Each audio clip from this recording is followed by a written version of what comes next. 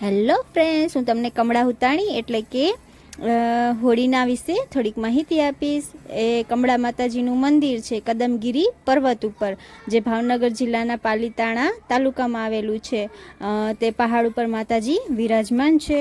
તો હું તમને લોકોને એની પૂરી માહિતી આપીશ, તો તમે વિડીયોમાં અંત સુધી બન્યા રહેજો. જો વિડીયો સારો લાગે તો લાઈક કરજો, શેર કરજો અને કમેન્ટ કરવાનું ભૂલતા નહીં કે તમને આ જગ્યા કેવી લાગી. ચોક્કસથી કમેન્ટ કરીને જણાવજો. હવે હું તમને એની પૂરી માહિતી આપીશ. તો આ કદમગીરી પર્વત ઉપર જવા માટેના બે મૂળ રસ્તા છે. એક રસ્તામાં તમે ગાડી કે બાઇક લઈને જઈ શકો છો. બીજો છે પગથિયાવાળો રસ્તો, જેમાં 1800થી વધારે પગથિયા છે, જે ચડીને તમે જઈ શકો છો. જો તમે ચડી ન શકતા હોય તો ગાડી લઈને જઈ શકાય છે. અને વાતાવરણ અહીંયા કને ચોમાસામાં ખૂબ જ સુંદર હોય છે. તમે ચોમાસામાં જાશો તો આ જગ્યા તમને એકદમ રમણીય લાગશે, આંખોને જોવી ગમશે. અને લોકવાયકાઓ ઘણી બધી છે. એ લોકવાયકાઓથી પણ તમને હું માહિતગાર કરીશ. ભાવનગર જિલ્લામાં બજરંગદાસ બાપુ, તમે જોયું હશે બાપા સીતારામનું સ્થાનક. તો બજરંગદાસ બાપા છે ત્યાં ઉપાસના કરવા માટે જતા. વિષ્ણુ સહસ્ત્રના તેઓ ત્યાં કને બેસીને પાઠ કરતા હતા.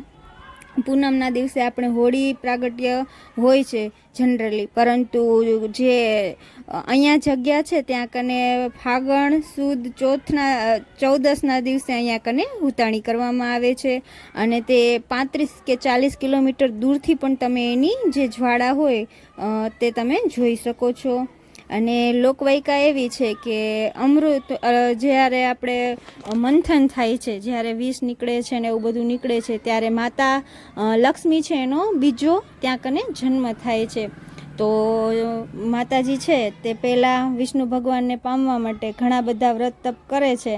તો એમને વિષ્ણુ ભગવાન નથી મળતા ત્યારે તેઓ અગ્નિ સ્નાન કરે છે. એ જગ્યા આ જ છે. અને બીજી લોકવાયકા એવી છે કે દક્ષ રાજા છે તે તેમના જમાઈ એટલે કે શંકર ભગવાનને બોલાવતા નથી. આથી માતા પાર્વતી છે એમને ખરાબ લાગે છે અને તેઓ છે તે અગ્નિ સ્નાન ત્યાં કરી લે છે. પછી શંકર ભગવાન તાંડવ કરે છે અને સતીના સૌને લઈને નીકળે છે. તો ભગવાન વિષ્ણુ છે એ બીવે છે કે અહીંયા તો પૃથ્વીનો અંત થઈ જશે, પ્રલય થઈ જશે, એટલે તેઓ છે એ ચક્ર ચલાવે છે અને માતા પાર્વતીના શવના ટુકડા કરી નાખે છે. અને એમાંથી એક શવનો ટુકડો અહીંયા પડે છે. મૂળ 52 શક્તિપીઠો છે એમાંનું આ 24મું શક્તિપીઠ માનવામાં આવે છે. અને અહીંયા કને શેત્રુંજય નદીના કિનારા મોટી શેત્રુંજય નદી છે અને અહીંયા કને શેત્રુંજય ડેમ પણ છે. હું તમને જો માતાજીના સુંદર દર્શન કરાવું. આ કમળા માતાજી છે જે સ્વયંભૂ છે, કમળ ઉપર વિરાજમાન છે એવું માનવામાં આવે છે. આંબલી છે બાજુમાં, આંબલીના ઝાડ નીચે આ જગ્યા છે. અને એમના પાદુકા છે. બાજુમાં બળિયાદેવ છે.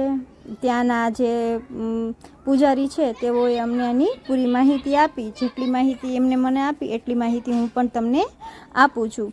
તેઓ બધાને પ્રસાદ આપતા જતા હતા અને મારી સાથે વાતચીતમાં પૂરી માહિતી મને આપી. અને એવું કહેવાય છે કે આ મંદિર અતિ પ્રાચીન અને 5,500 વર્ષ જૂનું મંદિર છે.